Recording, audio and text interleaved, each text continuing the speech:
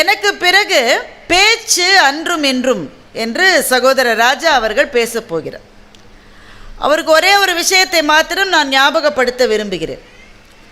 மிகச்சிறந்த பேச்சாளர்கள் எல்லாருமே எழுத்தாளர்களால் உருவானவர்கள் தான். எழுத்து என்பது இல்லை என்றால் எந்த லட்சியவாதியும் இந்த உலகத்திலே உருவாகி இருக்கவே மாட்டோம். எழுத்து என்பது இல்லை என்றால் பேச்சாளர்கள் உருவாகி இருக்க மாட்டார்கள். எழுத்து என்பது இல்லை என்றால் நல்ல சினிமா டைரக்டர்கள் கூட உருவாகி இருக்க மாட்டார்கள். எனவே கலைத்துறையினுடைய எந்த பிரிவை நீங்கள் எடுத்துக்கொண்டாலும், அறிவுத்துறையினுடைய எந்த பிரிவை நீங்கள் எடுத்துக்கிட்டாலும், அதற்கு பின்னாலே இருப்பது ஒரு எழுத்தாளர் மாத்திரமே. அந்த எழுத்தாளர்களுக்கு மரியாதை செலுத்துகிற வகையில்தான் நான் இந்த தலைப்பை எடுத்துக்கொண்டிருக்கிறேன். எழுத்து அன்றும் இன்றும் என்கின்ற இந்த தலைப்பு. அதுக்கு முன்னாடி ஒரு விஷயம் பேசிடலாமா? ஐயா தலைமை உரையில் சொன்னாங்க, 10 பிள்ளைங்களை கூப்பிட்டு நீங்கள் ஃபோனை எடுக்காதன்னு சொன்னால் 8 பிள்ளை அதை கேட்டு ஃபோனை வச்சிருன்னு சொன்னார். அப்படியா? இந்த 8 பிள்ளைங்க எங்கேயா இருக்காங்க? எங்களுக்கு காமிங்க, நாங்கள் கையெடுத்து கும்பிடுறோம். 10 பிள்ளைகிட்ட போய் ஃபோனை எடுக்காத வச்சுடுன்னு சொன்னால் இது ஒன்று மாத்திரம் பார்த்துடுறேன்னு அடுத்த 2-3 மணி நேரம் ஃபோனையே பார்த்துட்டு இருக்கிறது தான் 10 பிள்ளை. அப்போ ஐயா இன்னொரு நல்ல விஷயத்த சொன்னார். எந்த விஷயமே செய்யின்னு பிள்ளைகிட்ட சொன்னால் செய்யாது, நீ அதை செஞ்சு காமிச்சாதான் அது செய்யும்னு சொன்னார். அது ரொம்ப சத்தியம் அது. அப்போ நம்ம பிள்ளைகள் நம்மளை பார்த்து கேட்கும், ஏன் ஃபோன் பார்த்தா என்ன, இந்த ஃபோன்லேருந்து நான் எவ்வளோ விஷயத்தை தெரிஞ்சுக்க முடியுதுன்னு நம்மள்கிட்ட கேட்குது. அப்படி தானே கேட்குது? இந்த கேள்விக்கு நாம் பதில் சொல்ல வேண்டும். எப்படி பதில் சொல்லலாம்னா இப்படி சொல்லலாம். ஒருத்தன் தினம் 5 மணி நேரம் ஃபோன் பார்க்குறான்னு வச்சுக்கோங்களேன். தினம் 5 மணி நேரம் ஃபோன் பார்த்து பார்த்து இவர் பெரிய அறிவாளியாகி விட்டார்னு யாராவது ஒருத்தரை காமிக்க முடியுமா உங்களால்? ஆனால் தினம் 1 மணி நேரம் மாத்திரமே புத்தகத்தை படிப்பது என்ற வழக்கத்தை ஒருவர் கொண்டிருந்தால் கூட தினம் 1 மணி நேரம் புத்தகத்தை படித்து படித்தே இவர் அறிவாளி ஆகிவிட்டார்னு சொல்லக்கூடியவர்கள் எத்தனை பேர் இருக்க முடியும்? அதுதான். என்னங்க இவ்வளோ கம்மியாக கேட்டுறீங்க? புத்தக கண்காட்சியில் உட்காந்துக்கிட்டு ரெண்டுத்துக்கு இருக்கிற வித்தியாசம் அதுதான். நீங்கள் ஃபோனை பார்த்துக்கிட்டு இருக்கிற போது ஒரு கட்டத்துக்கு மேல் நீங்கள் அதை இயக்குவதில்லை, அது உங்களை இயக்குகிறது. நீங்களா தேடி போய் நல்ல விஷயத்தை பார்க்கணும் தான் ஆரம்பிச்சிருப்பீங்க. அதை கொஞ்சம் பார்த்த உடனே அது சொல்லு, நீ இதை பாரு, நீ இதை பாரு, நீ இதையும் பாரு, அங்கே போய் கடைசியில் எதை பார்த்துருப்போன்னா 2 பேர் சண்டை போடுவாங்க, ஒருத்தர் திட்டுவாங்க. ஒரு பிரியாணிக்காரர் இன்னொருவரை திட்டுவார், இன்னொருவர் அவரை திட்டுவார். இந்த அக்கப்போரைத்தான் பார்த்து முடிப்போம் நாம். ஆனால் ஒரு புத்தகத்தை நீங்கள் படிக்கிற போது அந்த புத்தகம் உங்களை வேறெங்கும் செலுத்தாது. அந்த புத்தகம் எதை சொல்ல வருகிறதோ அந்த ஒரு பாதையில் மாத்திரம்தான் நீங்கள் சென்று கொண்டே இருப்பீர்கள். அதுதான் எழுத்து நமக்கு கொடுப்பது. ஏன்னா கவலையோடு இந்த இடத்துல நான் பதிவு செய்கிறேன். நான் ஒன்றும் மகிழ்ச்சியாக இதை சொல்லலை. படிக்கின்ற பழக்கம் என்பது இங்கே மாத்திரம் இல்லை, உலகம் முழுவதுமே குறைந்து கொண்டு வருகிறது. ஒரு புத்தகத்தை ஒரு பயணத்தின் போது எடுத்துக்கொண்டு போய் அந்த பயணத்தில் அந்த புத்தகத்தை படித்தது என்பது இப்போ ரொம்ப கம்மியாகிட்டு இருக்கு. நீங்கள் பாருங்களேன், எல்லோரும் ட்ரெயினில் போகிறீங்க, டே ட்ரெயினில் நீங்கள் போனால் கூட எத்தனை பேர் புத்தகத்தை படிப்பதை நீங்கள் பார்க்கிறீர்கள்? இப்போ இங்கே ஒரு 40 வயசு 50 வயசுக்காரங்க இருக்காங்க, ஐயாவெல்லாம் இருக்காங்க. நம்முடைய இளமையில் ட்ரெயினில் போகிற போது ஒரு 10 பேரில் 3 பேராவது ஏதாவது ஒரு புத்தகத்தை படிச்சுட்ருப்போம். ஒரு நியூஸ் பேப்பரையாவது படிப்பாங்க, ஒரு வார பத்திரிகையாவது படிப்பாங்க. ஆனால் இன்றைக்கு அத்தனை பேரும் ஃபோனை தான் தடவிக்கிட்டு இருக்காங்களே தவிர புத்தகத்தை படிப்பது என்ற வழக்கம் குறைஞ்சிக்கிட்டு இருக்கு. அதனால தான் இந்த புத்தக திருவிழாக்களினுடைய முக்கியத்துவம் என்னென்னா 12 நாள் 6 மணிலேருந்து 8:30 மணி மட்டும், அந்த 8:30 மணிக்கு முன்னாடி புத்தக கடைகளுக்கு போவது, 8:30லேருந்து 9:30 மட்டும் திரும்பவும் புத்தக கடைகளுக்கு போவது. நீங்கள் எவ்வளோ நேரம் செலவழிச்சிருக்கீங்க எனக்கு தெரியாது, ஆனால் செலவழிக்கிற நேரம் முழுக்க உங்களினுடைய கைபேசியிலிருந்து விலகி இருக்கிறீர்கள். அந்த அளவிலேயே உங்களுக்கு அது நன்மைதான். கைபேசியிலிருந்து விலகி இருக்கிற ஒவ்வொரு நேரமும் நமக்கு அறிவை விரிவாக்கி கொள்ளுகின்ற ஒரு வாய்ப்பை காலம் கொடுத்திருக்கிறது. சரி, ஏன் படிக்கணும்? எழுத்தாளர்களை ஏன் கொண்டாட வேண்டும்? நிறைய பேர் வந்து புக்கெல்லாம் வாங்குவீங்க. வாங்கும்போதே வீட்டுக்காரம்மா சொல்லும், போன வருஷம் வாங்கின புக்கை படித்து ஏங்கும். படிச்சிருக்க மாட்டார். ஆமாம் இல்லை, ஆமாவா இல்லையா? முதல்ல போன வருஷம் வாங்கின புக்கெல்லாம் படித்து முடி, அப்புறம் இந்த வருஷம் வாங்கலாம். இப்போ நிறைய பேர் இங்கே இருப்பீங்க, நான் சொல்லும் போதே உங்களுக்கே திகிருங்க. ஆமாம், போன வருஷம் வாங்கின புக்கே இன்னும் படித்து முடிக்கல. பரவாயில்ல, புத்தகம் வாங்கப்பட்டு வீட்டில் இருக்குன்னு வச்சுக்கோங்களேன், அதுவே நம்மள்ட்ட சொல்லிக்கிட்டே இருக்கோம், என்னை எடுத்து படி, என்னை எடுத்து படி, என்னை எடுத்து படி. அந்த ஒரு அச்சுறுத்தல் இருக்கிற வரை நீங்கள் படிப்பதற்கான உத்தரவாதம் உண்டு. எனவே புத்தகம் வாங்குவதை தள்ளி போடாதீர்கள். ரெண்டாவது, நிறைய பேர் என்கிட்ட வந்து கேட்பாங்க, குறிப்பாக பெண்களே, நாங்கள் படிக்கிறதுக்கு ஏதாவது ஒரு நல்ல புக்கு நீங்கள் சொல்லுங்கள் மேடம். நிறைய சொல்லலாம். நான் கேட்பேன், நீங்கள் என்ன படிக்கிறீங்கன்னு கேட்பேன். நான் வந்து அதுக்கு மேலே பதிலே வராது.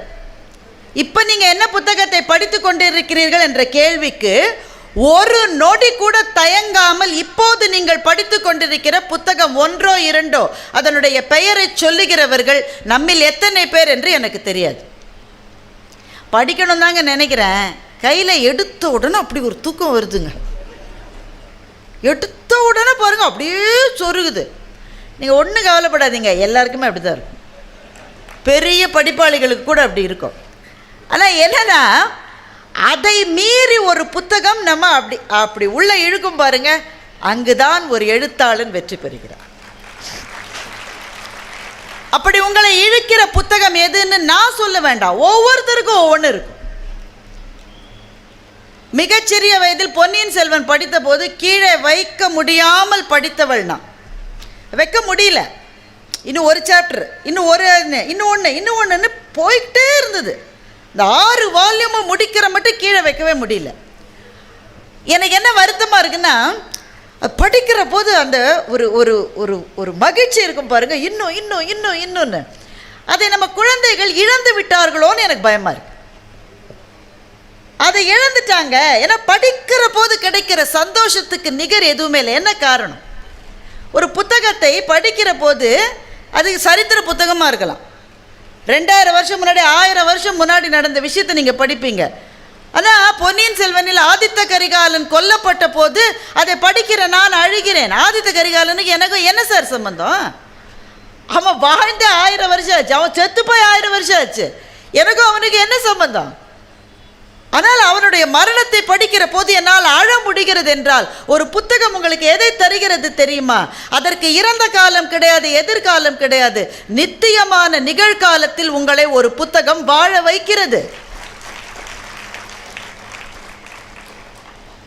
ஒவ்வொரு புத்தகமும் ஒரு வெளிச்சத்தை தரும்.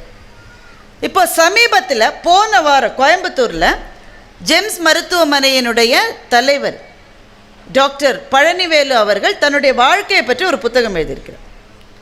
அவர் ஒன்றும் எழுத்தாளர்லாம் கிடையாது, அவர் ஒரு மருத்துவர். தன்னுடைய வாழ்க்கையை பற்றி அவர் எழுதியிருக்கிற வாழ்க்கை வரலாறு நூல் அது. கீழே வைக்க முடியாமல் நான் அந்த புத்தகத்தை படித்தேன். அடுப்பில் பாலை வச்சுட்டு புக்கை படிச்சுக்கிட்டு இருந்தேன். இந்த பால் மாத்திரம் பாருங்கள், பெண்களுக்கு எதிரிகளில் ஒரு லிஸ்ட்டு போட்டால் பால் அதில் முதல் எதிரி. நம்ம நின்று பார்த்துக்கிட்டே இருப்போம், பொங்கவே பொங்காது. ஒரு வேளை அங்கே வெளியில் ஒரு செகண்ட் போயிட்டு வரோன்னா புஷ்ஷுன்னு பொங்கிடும்.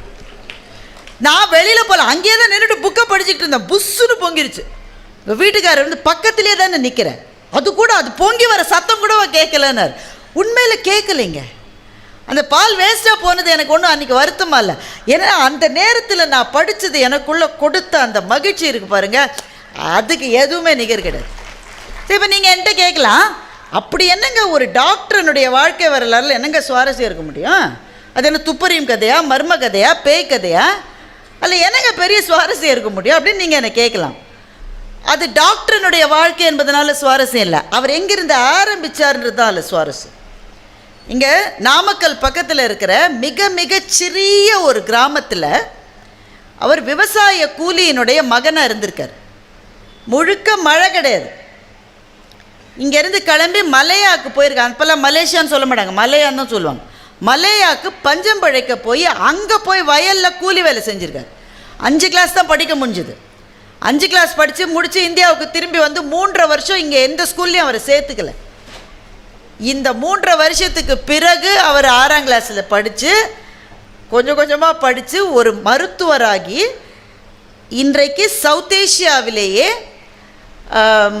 அந்த நுண்துளை அறுவை சிகிச்சை, லேப்ரோஸ்கோபிக் சர்ஜரி, அதை செய்கிற ஒரே மருத்துவர், முதல் மருத்துவர் அவர்தான் என்ற இடத்துக்கு வந்திருக்கிறார். இது தனி மனித சாதனைக்காக எனக்கு அது பிடிக்கல. ஆனால் எங்கிருந்து ஆரம்பித்து எந்த இடத்துக்கும் ஒரு மனிதனால் போக முடியும் என்கின்ற ஒரு நம்பிக்கையை தருவது ஒரு புத்தகத்தால் மாத்திரம்தான் முடியும். அதனால்தான் உங்கள் எல்லாருக்குமே நான் என்ன சொல்கிறேன், நம்முடைய வாழ்க்கையில் ரொம்ப மகிழ்ச்சியான வாழ்க்கைன்னு ஒரு வாழ்க்கை கூட கிடையாதுங்க. ஏதோ ஒரு கை தூக்குதா பாருங்கள். நான் சொன்னேன் இல்லை, நான் எப்போதுமே மகிழ்ச்சியாக. சின்ன பிள்ளை கூட சொல்ல மாட்டேன். எல்கேஜி போகிறவனே சொல்கிறான் ரொம்ப போர் அடிக்குதுன்றான், ரொம்ப டென்ஷனாக இருக்குன்றான். எந்த வாழ்க்கையிலுமே மகிழ்ச்சி என்பதை பார்க்க முடியவில்லை. நம்ம சின்ன பிள்ளையாக இருக்கும்போது நீங்கள் உங்களுக்கு நினைவு இருக்கான்னு தெரியல, எனக்கு நல்லா நினைவு இருக்கு. அந்த சமையல் சாப்பாடு எல்லாமே 7-7:30 முடிஞ்சிடும். அங்கே வீட்டு வாசலில் உட்காந்துருப்போம். ஒரு நிலா வெளிச்சம் வந்தால் வரும், வரலன்னா இல்லை. அங்கே உட்காந்துக்கிட்டு ஒரு 4 பேர் 5 பேர் பேசி சிரித்த காலங்களை நினைத்து பார்க்கிறேன். அப்போ பிள்ளைங்க விளையாடுற அந்த சத்தம் காதில் கேட்டுக்கிட்டே இருக்கும். இன்றைக்கி பாருங்களேன், நான் சென்னையில் இருக்கேன், எனக்கு உங்கள் ஊரை பற்றி தெரியல. எங்கள் ஊரில் இருக்கிற பெரிய பிரச்சனை என்னென்னா, பிள்ளைகள் விளையாடுகிற சத்தமே எனக்கு காதிலே விழ மாட்டேங்குது. ஓடி விளையாடி சிரித்து மகிழ்ந்து கிடையவே கிடையாது.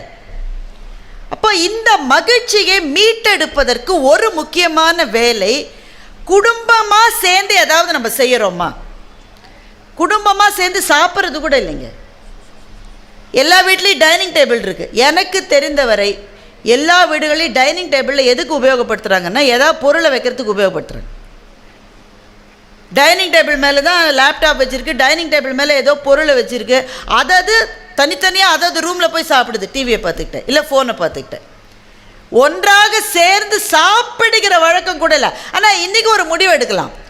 ஒவ்வொரு வீட்டிலும், குறிப்பாக சின்ன பிள்ளைங்க இருக்கிற வீட்டில், அப்பா அம்மா பிள்ளைகள் அல்லது தாத்தா பாட்டி இருந்தால் தாத்தா பாட்டி பேரன் பேத்திகள் ஒரு அரை மணி நேரமாவது உட்காந்து ஒரு புக்கை படிக்கணும். அந்த நேரத்தில் ஃபோன் எடுக்கக்கூடாது. இது முதல் முடிவு. ஒருத்தர் கூட கைத்தட்டாததுலேருந்து இது இந்த முடிவு எங்களுக்கு சம்மதமே இல்லைன்றது தெரியுது. ஏன்னா அவர் ரொம்ப அழகாக சொன்னார், நீங்கள் படிக்கிறத பார்த்தா தாங்க அது படிக்கும். நீ ஒரு புத்தகத்தை வச்சு படிக்கிறத பார்த்தா அது ஒரு பாவனைக்காவது ஒரு புக்கை வச்சுருக்கோம். இந்த படிக்கிற வழக்கம் ஏன் தேவை என்பதை பற்றி தான் நான் இன்றைக்கு சொல்ல வந்திருக்கிறேன். அதுக்கு முன்னாடி இன்னொரு விஷயம், நம்ம ஒருத்தர் சந்தித்தா நம்ம ஊரில் பெரும்பாலும் என்ன கேட்டுப்போம்? நல்லா இருக்கீங்களா, சாப்பிட்டீங்களா? பெண்கள் சந்தித்தா என்ன சமைச்சிங்க, துணி துவைச்சிட்டிங்களா, இதுதான் கேட்போம் பெரும்பாலும். கொஞ்சம் வயசானவங்க சந்திச்சா உங்களுக்கு எவ்வளவு எனக்கு எவ்வளவு, சுகரை கேட்குறாங்க. உங்களுக்கு எவ்வளவு எனக்கு இவ்வளவு. இனிமேல் சந்திக்கிற போது கடைசியாக என்ன புத்தகம் படிச்சிங்கன்ற ஒரு கேள்வியை சேர்த்துக்கலாம். முதல் தடவை யாராவது கேட்டால் பக்குங்க, ஏன்னா கடைசியாக புத்தகம் படித்து ரொம்ப நாள் ஆச்சு. 2ஆவது தடவை கேட்கும் போதும் இல்லை, 3ஆவது தடவை ஐயோ அந்த கேட்டு தொலைப்போம், அதுக்காகவாது ஏதாவது படிப்போன்னு படிக்க ஆரம்பிப்போம்ல. இப்படித்தான் நல்ல வழக்கங்கள் ஆரம்பிக்க வேண்டும். ஸ்டாலின் குணசேகரன் ஐயா ஒரு முறை இப்போ கூட செய்கிறாருன்னு நினைக்கிறேன், குழந்தைகள் எல்லாம் பள்ளி பிள்ளைகளை கூட்டிகிட்டு வந்து புத்தக கண்காட்சியின் போது 1 மணி நேரமோ 2 மணி நேரமோ சும்மா உட்காந்து வச்சு படிக்க சொல்லுவார். ஏதாவது ஒரு புத்தகத்தை எடுத்து படி. இந்த புத்தகங்கள் தான் மனதின் வாசல்களை திறந்து விடுகின்றன. இந்த எழுத்து, இதற்கு பின்னால் எவ்வளோ உலகம் முழுக்க எவ்வளோ எழுத்தாளர்கள் இருக்காங்க, எல்லாரையும் சொல்வதற்கு எனக்கு நேரம் இல்லை. தமிழில் எழுதிய எழுத்தாளர்கள் அன்றைக்கு எப்படி எழுதினாங்க, இன்றைக்கி எப்படி எழுதுறாங்க, இதைத்தான் மிக விரைவில் உங்கள்கிட்ட நான் சொல்ல வந்திருக்கேன். அன்றைக்கு எழுதிய எழுத்தாளர்களினுடைய நடை ரொம்ப சிக்கலாக இருந்தது. அது இந்த வடமொழியும் தமிழும் சேர்ந்த மாதிரியான மணிப்பிரவாள நடையில் தான் முதல்ல எழுதிட்டு இருந்தாங்க. இதை மாற்றுவதிலே மிக பெரும் பங்காற்றியவர் திருவிக அவர்கள். திருவிக எழுத ஆரம்பித்த பிறகுதான் ஓரளவு இப்போ நம்ம பேசினா எளிதில் புரிந்து கொள்ளுகிற நடையில் திருவிக எழுத ஆரம்பித்தார். அதனால் மறக்க முடியாத எழுத்தாளர்கள்ன்ற பட்டியலில் நிறைய பேர் இருக்காங்க. அதில் திருவிக்காவை நாம் கைவிட்டு விடவே கூடாது. அதே போல் கல்கி, அதை இன்னமும் அந்த நடையை எளிமையாக்கியதில் கல்கிக்கு பெரிய பங்கு இருக்கிறது. தமாஷா எழுதுவார். அதான் அந்த காலத்தில் பேச்சுவார்த்தையே சிக்கலாக இருக்கும். ஒரு மடம் இருந்தது. மடத்தில் சன்னிதானம் மாதிரி ஒருத்தர் இருக்கார், வயதானவர். அவர் குளத்துக்கு நடந்து வராரு. குளத்துக்கிட்ட பாசி இருக்குது, வழுக்கி கீழே விழுந்து கால் உடஞ்சி போச்சு அவருக்கு. அந்த காலத்துலலாம் ஃபோனு, எஸ்எம்எஸ்ஸு, வாட்ஸ்அப்லாம் கிடையாது இல்லை. இப்போ இந்த மடத்துக்கு தலைமை மடம் இன்னொரு இடத்துல இருக்குது, ஒரு 20 கிலோமீட்டர் தள்ளி இருக்குது. அங்கே செய்தி சொல்லணும். எப்படி சொல்கிறது? உடனே குப்பனை கூப்பிட்டான். குப்பா ஓடு. உடனே ஓடுறான். ஏய் இருடா, எதுக்குடா ஓடுற? ஓட சொன்னீங்க ஓடுறேன். என்ன விஷயம் கேட்டுக்கிட்டு ஓடுறா? என்ன விஷயம்? திருசாமியார் திருக்குளத்துக்கு போகிற வழியில் திருப்பாசி வழுக்கி திருக்காலை உடைத்து கொண்டு திருப்படுக்கையில் இருக்கிறார். இதை போய் சொல்லிட்டு வாங்க. ஓடு. ஓடுறான். இவ்வளவு வார்த்தை சொல்லியிருக்காங்களே. அங்கே போய் என்ன சொன்னான் தெரியுமா? மடத்துக்கு போனான். எதுக்குடா வந்த? ஒரு முக்கியமான விஷயம் சொல்ல வந்தேன். என்ன விஷயம்? மொட்டை தாத்தன் குட்டையில் விழுந்தான்னு சொல்ல வந்தேன். கல்கி இதை எழுதிவிட்டு சொல்லுகிறார். எளிமையாக பேசினா எழுதினா என்னங்க கெட்டு போச்சுன்னு கேட்குறார். இப்படித்தான் ஆரம்பித்தது அன்றைய எழுத்திலிருந்து இன்றைய எழுத்தினுடைய மாற்றம் என்பது. அப்போது எழுத்து நடை என்பது காலங்கள் தோறும் மாறிக்கொண்டே வருகிறது. ஆனால் மாறியதை பற்றி நான் பேசவில்லை. அப்படி தான் இருக்கும். இப்போ உங்கள் தாத்தா பேசின மாதிரியே நீங்கள் பேசுகிறீங்க. அப்போல்லாம் கடிதம்ன்றது எழுதுவாங்க. நம்ம வீட்டில் பெரியவங்கெல்லாம் எழுதின கடிதங்கள் இருக்குமானே தெரியாது. இப்போ எல்லோரையும் விசாரிப்பாங்க. எங்கள் பெரியம்மா டெல்லியிலேருந்து கடிதம் எழுதும். பக்கத்து வீட்டு பசுமாடு கண்ணு போட்டுச்சான்னு கேட்டு எழுதும். அந்த கடிதங்கள் இன்னும் நான் வச்சுருக்கேன். ஆனால் இன்றைக்கு கடிதமே கிடையாது. ஏதோ ஒரு இமெயில் அனுப்புகிறான், வாட்ஸ்அப் அனுப்புகிறான், எல்லாம் தப்பு. அதுவே காதல் கடிதம் கூட எழுத மாட்டேன்றாங்க பையன். அடப்பாவி, வேற எது எழுதலைனாலும் அதை கூட யாரோ ஒருத்தன் இவனுக்கு அனுப்பிச்சது இவன் ஃபார்வர்ட் பண்ணுறான். அப்போ நடை என்பது மாறிக்கொண்டே இருக்கும். அதை பற்றி அல்ல. ஆனால் மாறாதது எது என்பதைத்தான் நான் இங்கே சொல்ல வந்திருக்கிறேன். நம்முடைய எழுத்தாளர்கள் தமிழில் இருக்கிற அளவு எழுத்தாளர்கள் வேறு மொழிகளில் இருக்கிறார்களா என்பதே கொஞ்சம் சந்தேகம்தான். ஆங்கிலத்திலே பரவலாக எழுதுகிறார்கள். இன்றைக்கு கவனம் முழுக்க அவரவர்களினுடைய தாய்மொழியில் எழுதுகிற எழுத்தாளர்களின் பால் தான் திரும்பி இருக்கிறது. ஒரு காலத்தில் நோபல் பரிசு என்பது ஆங்கிலத்தில் எழுதுபவர்களுக்கு மாத்திரம்தான் கொடுக்கப்பட்டது. இன்றைக்கு அவரவர் தாய்மொழியில் எழுதுகிறவர்களுக்கு பெரும் பரிசுகள் கொடுக்கப்படுகின்றன. எனவே தாய்மொழியில் எழுதுகிற எழுத்தாளர்கள் என்றால் நம்முடைய மொழியில் எழுதின எழுத்தாளர்கள். 2-3 பேரை பற்றி தான் சொல்ல போகிறேன். எழுத்தாளர்களுக்குள்ளே இருந்த வித்தியாசத்தை சொல்லிட்டேன். ஏன்னா காலந்தோறும் நடை மாறிக்கொண்டே வந்திருக்கிறது. எது மாறவில்லை என்றால் அவர்கள் மனசில் இருந்த அற உணர்ச்சியும் ஈரமும் மாறவில்லை. தமிழ் எழுத்தாளர்களினுடைய லிஸ்ட்டை நீங்கள் எடுத்தீங்கன்னா எவ்வளவு இருக்கும். இங்கே போய் புத்தக கண்காட்சியில் எவ்வளவோ கடைகள் இருக்குது பாருங்கள். சிசு செல்லப்பாவிலிருந்து ஆரம்பித்து மணிக்கொடி எழுத்தாளர்களான புதுமைப்பித்தனிலிருந்து ஆரம்பித்து இன்றைக்கு எழுதி கொண்டிருக்கிற ஜெயமோகன், எஸ் ராமகிருஷ்ணனிலிருந்து இந்த பட்டியல் எவ்வளவு நீண்ட பட்டியல். எவ்வளவு விஷயத்தை எழுதினாலும் அடிப்படையில் ஒன்று ஒரே மாதிரி இருக்குது, மாறவே இல்லை. அதைத்தான் இப்போது நான் இங்கே சொல்ல வந்திருக்கிறேன். புதுமைப்பித்தனுடைய ஒரு கதை. எல்லா கதையும் சின்ன சின்ன கதை தான், ரொம்ப நீளமாக சொல்ல டைம் இல்லை. புதுமைப்பித்தனுடைய கதையில் ரொம்ப வறுமையில் இருக்கிற கணவன் மனைவி. ஆனால் வறுமையை வெளியில் சொல்ல முடியாதபடி ஒழிச்சிருக்காங்க. வீட்டில் சாப்பிட கூட எதுவும் இல்லைங்க. ஆனால் சாப்பிடக்கூட முடியலன்றதை வெளியில் காமிச்சிக்காமல் இருக்காங்க. இப்படி நிறைய குடும்பங்களை நாம் பார்த்துருப்போம். கஷ்டம் இருக்கும், வெளியில் சொல்லிக்க மாட்டாங்க. அன்றைக்கி வீட்டில் சாப்பிடக்கூட எதுவும் இல்லை. இந்த கணவன் மனைவிட்ட சொல்கிறான், என் ஃப்ரெண்டு வீட்டில் நவராத்திரி கொலு வச்சுருக்காங்க, அங்கே போனாக்க கட்டாயம் சாப்பாடு இருக்கும். அவன் கொலுவுக்கு வான்னு நம்மள்கிட்ட சொல்லியிருக்கான். நவராத்திரிக்கு போகிற மாதிரி போய் சாப்பிட்டு வந்துடலான்றான். அவனை விட அவளுக்கு ரொம்ப பசி. அவள் உடனே சந்தோஷமாக கிளம்புறான். அங்கே போய் உட்காந்த உடனே எப்போ சாப்பாடு கொடுப்பாங்கன்னு காத்துக்கிட்டு இருக்கான். இந்த நவராத்திரி கோலுக்கு வரவங்கள பாட சொல்கிறதுன்னு ஒரு கொடுமையான வழக்கம் இருக்குது.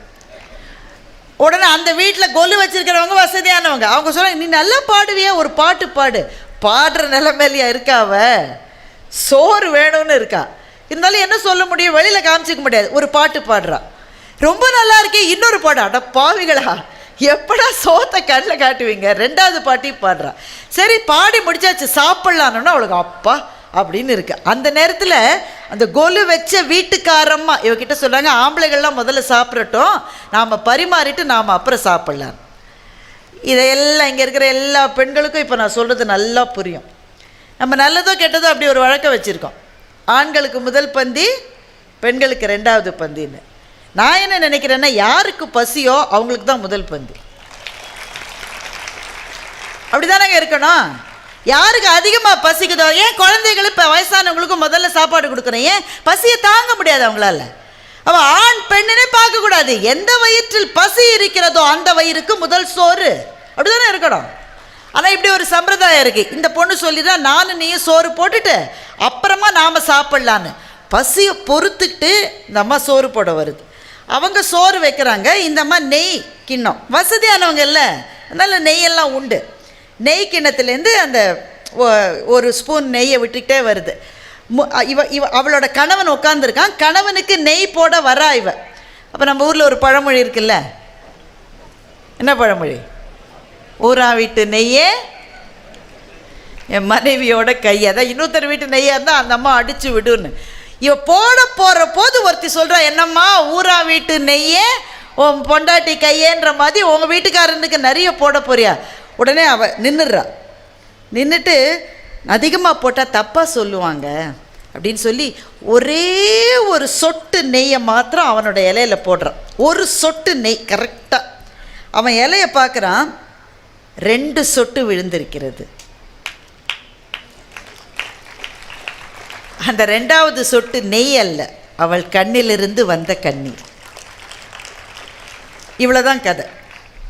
புதுமைப்பித்தன் எழுதிய ஒரு கதை இது. இந்த கதையை படிச்சுட்டு நீங்கள் சந்தோஷமாக இதை மூடி வச்சிட முடியுமா? அந்த புத்தகத்தை நீங்களே வறுமையில் கஷ்டப்பட்டிருந்தா உங்கள் வாழ்க்கையில் வறுமை உங்களை எவ்வளவெல்லாம் அவமானப்படுத்தியது என்பதை நினைத்து உங்கள் கண்ணிலிருந்து ஒரு துளி கண்ணீர் வரும். இல்லை உங்களுக்கு வறுமையில் அனுபவம் இல்லாட்ட கூட உங்கள் அப்பாவோ உங்கள் அம்மாவோ உங்கள் உறவுக்காரங்களோ வறுமையில் அவமானப்பட்டதை நினைச்சு ஒரு நிமிஷம் மனம் கலங்காமல் இந்த புத்தகத்தை உங்களால் மூடி வைக்கவே முடியாது.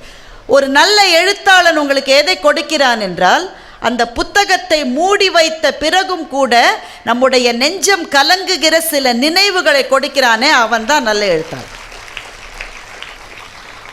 புதுமைப்பித்தன் அப்படி. இப்போ புதுமைப்பித்தன் அந்த காலத்து எழுத்தாளர் இல்லையா? எவ்வளவோ வருஷங்கள் கழித்து போகன் என்று ஒரு கவிஞர் இப்போ கவிதை எழுதிட்டு இருக்கார். போகனுடைய ஒரு கவிதையை உங்களுக்கு சொல்கிறேன். ரொம்ப சாதாரணமான கவிதை தான். காம்ப்ளெக்ஸால சொல்லிடு, அதெல்லாம் ஒன்றும் கிடையாது.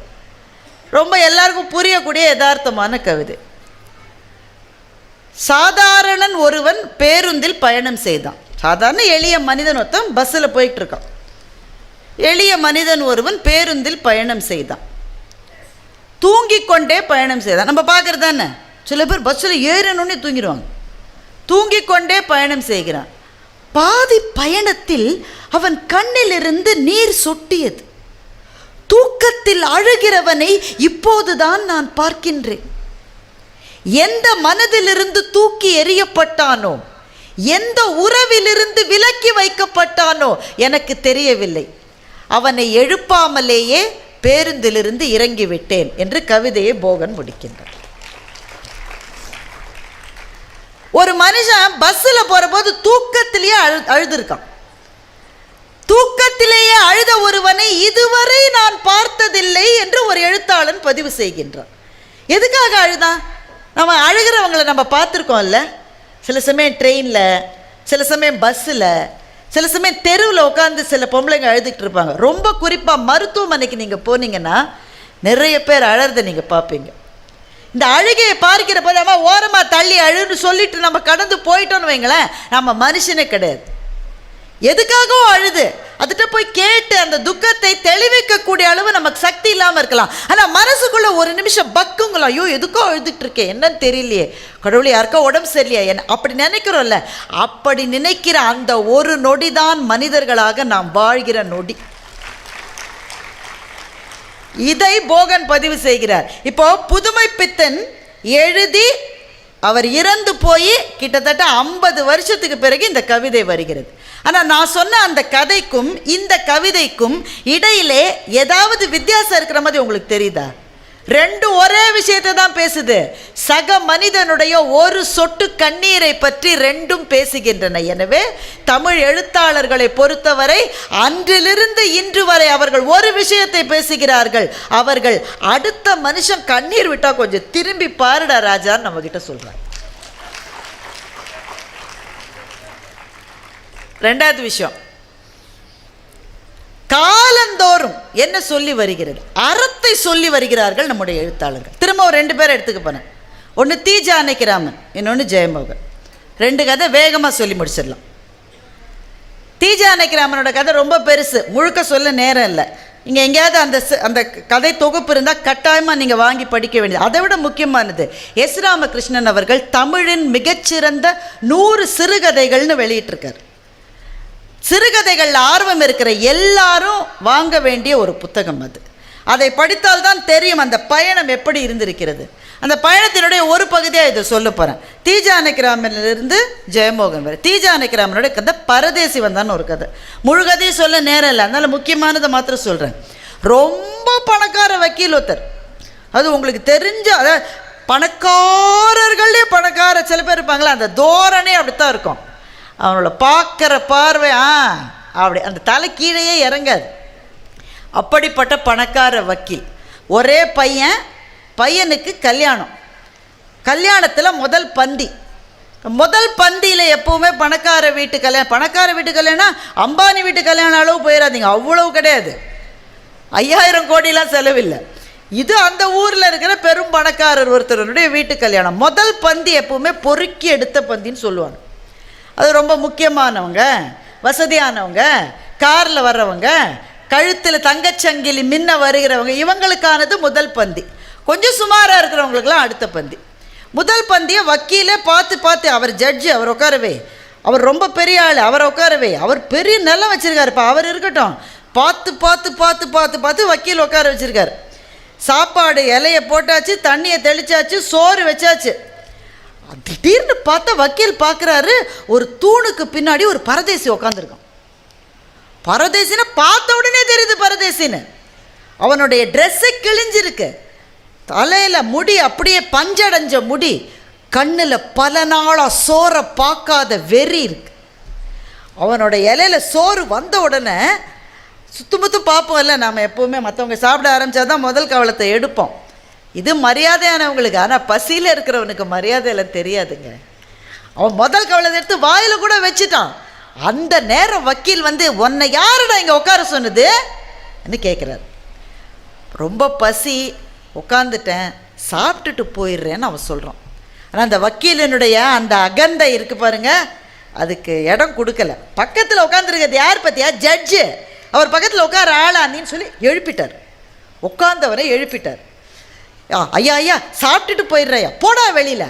அவன் கையில் அந்த ஒரு மூட்டை மாதிரி வச்சுருக்கான், அந்த மூட்டையை எடுத்துக்கிறான், கழுத்தை பிடிச்சி வெளில தள்ளிடுறான். இந்த இடத்த படிக்கிற போதே நமக்கு கை உதற ஆரம்பிச்சிடும். கழுத்தை பிடிச்சி வெளில தள்ளினார். வெளியில் தள்ளப்பட்ட அந்த ஏழையினுடைய வாயிலிருந்து ஒரு வார்த்தை வந்துடுது. அவன் சொல்கிறான், என்னை வெளில தள்ளிட்டல்ல, போகிறேன், ஆனால் 16வது நாள் நீ போடுற சாப்பாட்டை அழுதுகிட்டே நீ சாப்பாடு போடுவல்ல, அதை சாப்பிட்றேன்னு சொல்லிட்டான். அப்படியே தீச்சல். சில சமயம் தீச்சொற்கள் விழுவது அவங்க கெட்டவங்கன்றதுனால விழாது, அந்த சந்தர்ப்பத்தினுடைய அழுத்தத்தினால வந்துடும். இந்த பரதேசி சொல்லிட்டான், அழுதுகிட்டே நீ போடுற சோத்துக்கு நான் வரேன். உடனே வக்கீலுக்கு விதிர் என்னடா சொன்ன நீ, அடிப்பேன் ராஸ்கல் ஒன்ன. அவன் போயிட்டான். அவன் கல்யாணம் அன்றைக்கி முடியுது. இரவு ரிசப்ஷன். ஒரு அம்மா பாடிக்கிட்டு இருக்கு. கல்யாண பொண்ணும் மாப்பிள்ளையும் சோஃபாவில் இருக்காங்க. மாப்பிள்ளை முகம் சரியில்லை. அப்பா என்னோ செய்யுதுப்பான்னு சொல்லி பின்னாடி போகிறோம். வரவே இல்லை. ரிசப்ஷனில் கல்யாண பொண்ணு தனியாக நின்றுட்டு இருக்கு. என்ன ஆச்சுன்னு போய் பார்த்தா அவனுக்கு காய்ச்சல் படுத்துட்டான். அன்றைக்கே கல்யாணம் ஆன அன்றைக்கே. அப்புறம் கதையை வளர்த்துவானே, யாரோ டாக்டர் வந்தாங்க, வெளிநாட்டிலேருந்து வந்தாங்க, வெளியூர்லேருந்து வந்தாங்க, பணம் தண்ணியாக செலவழிச்சுது. பையன் இல்லைங்க, போயிட்டான். ஒரு வாழ்க்கையில் ஒரு மனுஷனுக்கு நிகழவே கூடாத அவலம்னா அதுதான். அவன் இருக்க அவன் பிள்ளைகளினுடைய மரணத்தை பார்ப்பது, இதுதான் ஒரு மனுஷனுக்கு நிகழவே கூடாத அவலம். அதை வக்கீல் பார்த்துட்டார். அப்புறம் காரியெல்லாம் நடக்குது. ஒவ்வொரு சமுதாயத்தில் ஒவ்வொரு மாதிரி இருக்கும். அவங்க இதில் 16வது நாள் அந்த வக்கீல் வாசலில் உட்காந்துருக்கார். அவர் மனம் எதிர்பார்த்துக்கிட்டே இருக்கு வருவான். அதே மாதிரி வந்துட்டான் பரதேசி. நீ காலதேவனா, எப்படி அவ்வளோ கரெக்டாக நீ சொன்னன்னு வக்கீல் அவனை கேட்குறார். உனக்கு எதிர்காலம் தெரியுமா? எனக்கு ஒன்றுமே தெரியாது, உண்மை எங்கேயும் இருக்குது, என் வாயிலிருந்து அது வெளிப்பட்டது, அவ்வளோதான் அப்படின்னு அவன் சொல்கிறான். எப்படி அவ்வளோ கரெக்டாக நீ சொன்ன? சொன்ன, ஐயா உங்களுக்கு நிறைய வசதி இருக்கு, அந்த வசதியில் கருணைன்ற ஒரே ஒரு துளியை நீங்கள் போட்டிருந்தீங்கன்னு வைங்களேன், சிமெண்ட் மாதிரியா உங்களுடைய அந்த கெத்து, அந்த கௌரதை, அந்த மரியாதை அல்ல சிமெண்ட் கலவை மாதிரி. ஆனால் சிமெண்ட் கலவையில் ஒரு துளி தண்ணியை சேர்த்தாதாயே அது நிற்கும். அப்போ உனக்கு எவ்வளோ பணம் இருக்கோ, எவ்வளோ வசதி இருக்கோ, எவ்வளோ படிப்பு இருக்கோ, அது பெரிய விஷயம் இல்லை. அதில் கருணைன்ற ஒரே ஒரு துளியை நீ போட்டுட்டாதாயே அது நல்லா இருக்கும் என்று பரதேசி சொன்னான். இதுதான் தீஜானகி ராமன் எழுதின கதை. பரதேசி வந்தான். யார் வேணால் போய் படிச்சுக்கலாம். இந்த கதையில் என்ன முக்கியம்னா, இந்த கதையை படித்த பிறகு ரொம்ப வருஷம் முன்னாடி நான் சின்ன பிள்ளையிலே படிச்சுட்டேன் இந்த கதையை. எங்கள் அப்பாவுக்கு 80வது அந்த இது நடக்குது. எங்கள் அப்பாவுக்கு 80 வயசு. வீட்டில் செய்வோம் இல்லையா, அந்த இது நடக்குது. எங்கள் அப்பாவும் அம்மாவும் மனையில் இருக்காங்க. சாப்பாடு வேறு ஒரு இடத்துல நடந்துகிட்ருக்கு. அதில் சில எல்லா வீட்டு ஃபங்க்ஷன்லேயுமே சில உறவுக்காரன் அவன் தான் ரொம்ப முக்கியமான ஆள் மாதிரியே இருப்பான். பார்த்துருக்கீங்களா? எல்லா வீட்டு கல்யாணத்துலேயும் இருக்கும்.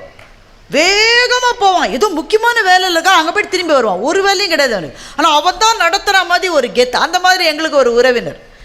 முதல் பந்தி போயிட்டுருக்கு. அந்த பந்தியில் சாப்பிட்றதுக்காக கொஞ்சம் வசதியான ஒருத்தர் வராரு. அவர் வந்த உடனே சாப்பிட்டுட்டு இருந்த ஒரு சின்ன பையன், ஒரு 20 வயசு பையன் இருக்கும். டே நீ எழுந்துடுறா, இவருக்கு இடம் கொடுன்னு சொன்னார். நான் எங்கள் அக்கா 2 பேரும் பதறிட்டோம். ஐயோ சாப்பிட்றவங்களை எழுப்பாதீங்க, சாப்பிட்றவங்களை எழுப்பாதீங்க. இந்த வார்த்தை எங்கள்கிட்ட எப்படி வந்ததுன்னா, பரதேசி வந்தான் கதையை படித்ததுனால இந்த வார்த்தை வந்தது.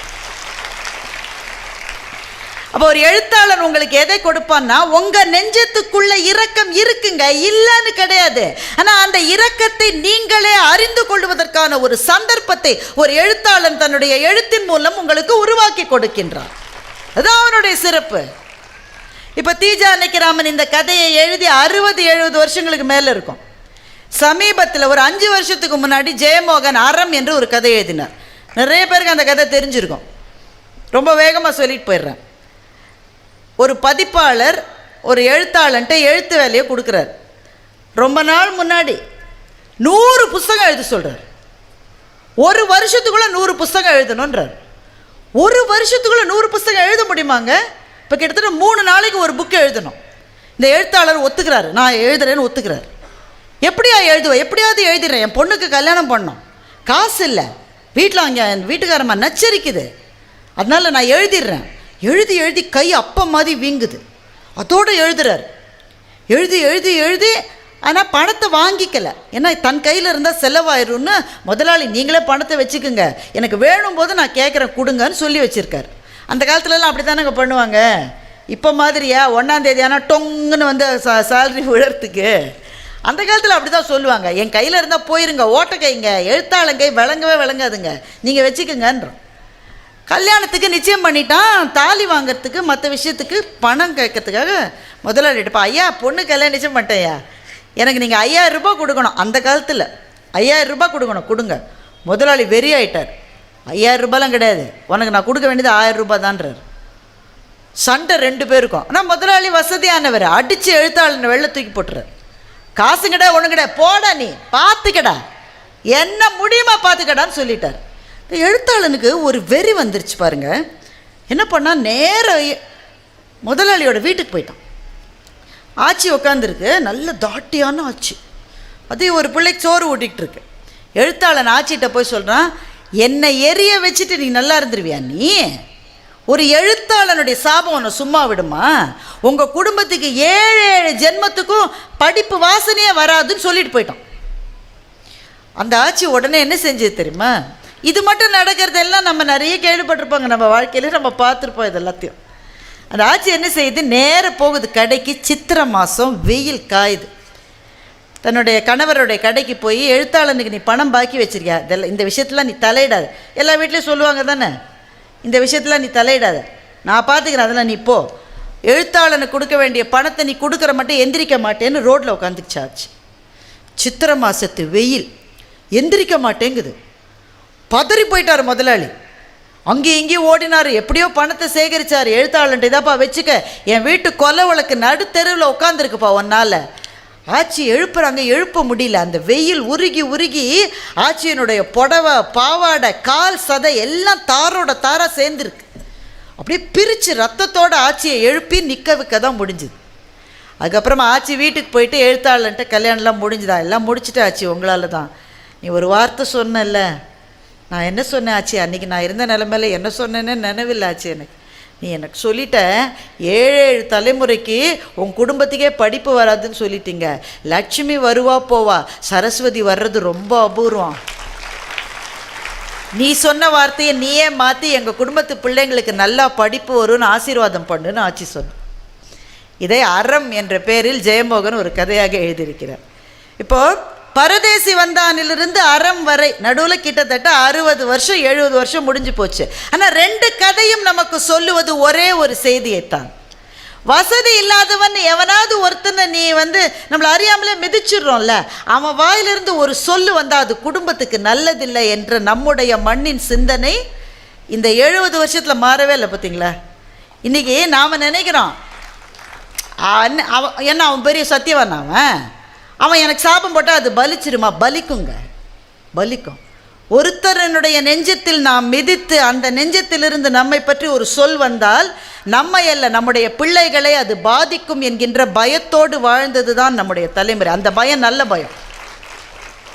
அப்போ 70 வருஷமாக நம் தமிழ் எழுத்தாளர்கள் ஒரு விஷயத்தை தான் பேசிக்கொண்டிருக்கிறார்கள். என்னவென்றால், இன்னொரு உயிரை காயப்படுத்தி விடாதே என்ற ஒரே விஷயத்தை தான் அன்றும் இன்றும் தமிழ் எழுத்தாளர்கள் பேசிக்கொண்டே இருக்கிறார்கள். என்றால், இப்படிப்பட்ட ஒரு எழுத்தாளர் பரம்பரையில் வந்த இவர்களை படிப்பதற்கு, நம்முடைய மொழியில் படிப்பதற்கு நாம் எவ்வளோ கொடுத்து வச்சுருக்கோன்றதை நான் உங்களுக்கு சொல்ல வேண்டியது. இதுதான் எழுத்தாளர்கள் நமக்கு கொடுப்பது. எல்லாமே இப்படி தான் சீரியஸாகவே தான் எழுதியிருக்காங்களா? எதையுமே ஜாலியாக எழுதலையா? அப்புறம் நல்ல ஜாலியாக எழுதியிருக்காங்க. ஜாலியாக எழுதின எழுத்துலேயும் ஏதோ ஒரு விஷயத்தை நமக்கு சொல்லி கொடுத்துக்கிட்டே தான் இருந்தாங்க. தமிழ் எழுத்து நடையில் இன்னொரு புது மாற்றத்தை கொண்டு வந்த எழுத்தாளர் சுஜாதா என்பதில் யாருக்கும் மாற்று கருத்து இருக்க முடியாது. அருமையான ஒரு பாய்ச்சல் சிந்தனை. அவர் எண்ணுகிற வேகமே நமக்கு பிரமிப்பூட்டுகிற ஒரு வேகமாக இருக்கும். சுஜாதா ஒரு கதை எழுதினார். அந்த கதை ஏன் முக்கியம்னா, அதோடு நான் முடிக்க போகிறேன். ஏன் முக்கியம்னா, உங்களில் பல பேர் இப்போ மகாராஜா சினிமாவை பார்த்துருப்பீங்க. மகாராஜா படத்திலே இருக்கிற ரொம்ப இன்ட்ரெஸ்டிங்கான விஷயம் என்னென்னா, பேரலல் ஸ்டோரி டெல்லிங். முன்னாடிலாம் என்ன பண்ணுவாங்க, சினிமாவில் ஃப்ளாஷ்பேக் வரப்போகுதுன்னா வெள்ளை வெள்ளையாக ஒரு ரவுண்டு வரும், ஸோன்னு, அப்போ தான் ஃப்ளாஷ்பேக்குன்னு நம்ம மக்கள் புரிஞ்சுப்பாங்க. இந்த படத்தில் இது ஃப்ளாஷ்பேக்காக இப்போ நடக்குதானே தெரியாது, மாறி மாறி ரெண்டும் வரும். நாம் புரிஞ்சுக்கணும் இது நேற்றா இது இன்றா என்பதை நம்முடைய புத்திசாலித்தனத்தால் நாம் புரிஞ்சுக்கணும். இதுதான் அந்த படத்தினுடைய சிறப்பு. என்னங்க, அந்த சினிமா கூட பார்க்கல, ஈரோடு மக்கள் சினிமாவே பார்க்க மாட்டிங்களா? அந்த படத்தில் இந்த டெக்னிக் எப்படி வந்ததுன்னா, இதுவும் ஒரு எழுத்தாளரால் வந்தது தான். சுஜாதாவினுடைய இந்த கதை, அதோடு நான் முடித்து கொள்ள போகிறேன். கதை ஆரம்பிக்கிறது முதல்ல, நேற்று ஒரு இளவரசிக்கு அவங்க அப்பா மாப்பிள்ளை பார்க்குறாரு. அவளுக்கு எவனையுமே பிடிக்கலை. அவள் இளவரசி நல்ல போர் தொழில் தெரிஞ்சவ, புத்திசாலி, படிச்சிருக்கா. வர்ற மற்ற இளவரசர்கள்லாம் மக்கா இருக்காங்க. தேர மாட்டான்ப்பா, இவனெல்லாம் கல்யாணம் பண்ணிக்கிட்டா ஒன்றுமே நடக்காதுன்ற அவன். அந்த மன்னர் கதறுகிறார், அம்மா யாராவது ஒருத்தனை பிடித்திருக்கிறது என்று சொல்லம்மா, கல்யாணத்தை செய்து வைக்கிறேன். அந்த இளவரசி பல்லக்கில் போயிட்டே இருக்கா. அவன் மனசுக்குள்ளே ஒரு முகம் இருக்குது, ஒரு ஆசை முகம். அவன் அந்த மாதிரி ஒருத்தன் இருப்பானா, என் கனவுல தான் இருப்பானா, நினைவில் யோசிச்சுக்கிட்டே பல்லக்கில் போயிட்டுருக்கான். கட். அடுத்தது, இன்று ரயில் புகை வண்டியில் ஓடி போய் ராதா ஏறிக்கிறான். ராதா பின்னாடியே குமாரசாமியும் போய் ஏறிக்கிறான். ராதா குமாரசாமியை ஒரு முறை பார்க்கிறாள், அலட்சியமாக ஒரு பார்வை.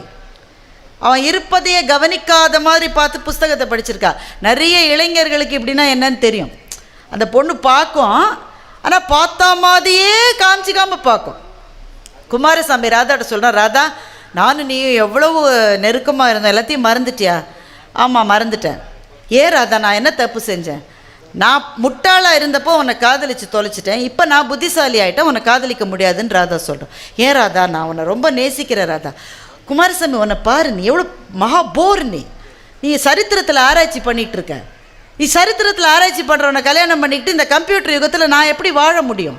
எனக்கு உன்னை கண்டாலே பிடிக்கல, நீ எழுதுகிற கடிதங்களை நான் வெறுக்கிறேன், get out of my life அப்படின்னு ராதா சொல்கிறா. குமாரசாமிக்கு ரொம்ப கஷ்டமாயிருச்சு. ட்ரெயின் நிற்குது, என்ன ஸ்டேஷனே பார்க்காம இறங்கிடுறான். ஒரே இருட்டாக இருக்குது, அப்படியே நடந்து போயிட்டே இருக்கான், யாருமே இல்லை. அப்போ ஒரு பல்லக்கு அசைந்து அசைந்து வருகிறது. பல்லக்கு நிற்கிறது. இளவரசி திரையை திறந்து இவனை பார்க்கிறாள்.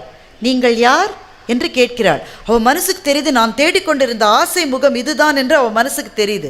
நீங்கள் யார் என்று கேட்கிறாள். குமாரசாமி பதில் சொல்கிறான், அடுத்த கதையிலிருந்து துரத்தி அடிக்கப்பட்டவன் என்று பதில் சொல்லுகின்றான். இப்போ இந்த கதையை புரிஞ்சுக்கிறது நமக்கு ரொம்ப கஷ்டமாக இருக்கும். ஏன்னா நேற்றும் இன்றும் ஏதோ ஒரு புள்ளியில் இணைவதாக சுஜாதா கற்பனை செய்து இந்த கதையை எழுதி கிட்டத்தட்ட 30 வருஷம். ஆனால் இன்றைக்கு மகாராஜா படத்தை பார்க்குற போது பேரலல் ஸ்டோரி டெல்லிங்கிறது இப்படி தான் இருக்கும் என்பது புரிகிறது. எனவே இனிய நண்பர்களே, இந்த 100 ஆண்டு கால தமிழ் கதைகளினுடைய வளர்ச்சியை, வாழ்க்கையை நீங்கள் பார்த்தால் நமக்கு தெரிவது ஒரே ஒரு விஷயந்தான். அந்த என்ன விஷயம்னா, கருணையோடும் அறத்தோடும் இரு என்பதைத்தான் தமிழ் எழுத்தாளர்கள் அன்றைக்கும் சொல்லியிருக்கிறார்கள், இன்றைக்கும் சொல்லியிருக்கிறார்கள். இந்த ஒரு செய்தியைத்தான் புத்தகங்கள் நமக்கு கொடுத்து கொண்டே இருக்கின்றன. இந்த செய்தியினுடைய சிறப்பைத்தான் தேடி நாம் புத்தகங்களை படிக்க வேண்டும். நான் ஆரம்பிக்கிற போது சொன்னேன், இந்த டாக்டர் பழனிவேலனுடைய வாழ்க்கையை பற்றி கட்ஸ் என்கின்ற அந்த புத்தகம், எந்த புத்தகத்தை நீங்கள் படிக்கணும்னு ரெக்கமெண்ட் பண்ணுறது என்னுடைய வேலை இல்லை. ஆனால் ஏதோ ஒரு புத்தகத்தை நீங்கள் எடுக்கிற போது உங்களுடைய மனம் ஒரு புள்ளியில் நிற்கிறது. இந்த வேதனையை நானும் உணர்ந்திருக்கேன், இந்த கஷ்டத்தை நானும் பட்டிருக்கேன், இதுதான் என்னுடைய வாழ்க்கை என்று ஏதோ ஒரு கட்டத்திலே அந்த புத்தகத்தோடு நீங்கள் ஒன்றி விடுவீர்கள். அப்படி ஒன்றிய பிறகு அந்த புத்தகத்தை உங்கள் வாழ்க்கையிலிருந்து பிரிக்கவே முடியாது.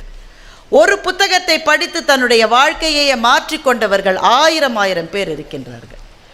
தற்கொலைக்காக முயன்று தற்கொலை செய்து கொள்ள போய் ட்ரெயின் வர லேட் ஆச்சுன்றதுனால ஒரு புக்கை படித்து அதுக்கு பிறகு தற்கொலை எண்ணத்தை கைவிட்டு வாழ்க்கையிலே வாழ்ந்து சாதித்து காட்டியவர்கள் 1000 பேர் இருக்கின்றார்கள்.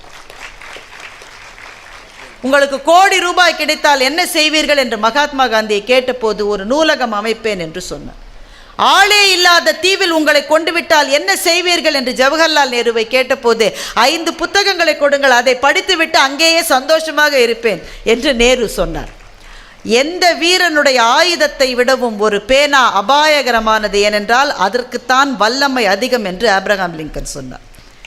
ஐயா சொல்லி காட்டியது போல மரண தண்டனைக்கு தூக்கு மேடைக்கு அழைத்து கொண்டு போகிற கடைசி நிமிடம் வரை ஒரு புத்தகத்தை பகத்சிங் படித்து கொண்டிருந்தார். அப்போ நீங்கள் பாருங்கள், வீரர்கள், விஞ்ஞானிகள், மருத்துவர்கள், எந்த துறையில் இருக்கிறவங்களுக்கும் அவங்க வாழ்க்கையை மாற்றியது ஒரு புத்தகமாக இருக்கிறது. இப்போது உங்களை பார்த்து நான் கேட்கிறேன், உங்கள் வாழ்க்கையை மாற்றிய புத்தகம் எது அப்படின்னு ஒரு புக்கை கூட இன்னும் இல்லைன்னு சொல்கிறீங்களா? கண்டுபிடியுங்கள். It is never too late to read a book.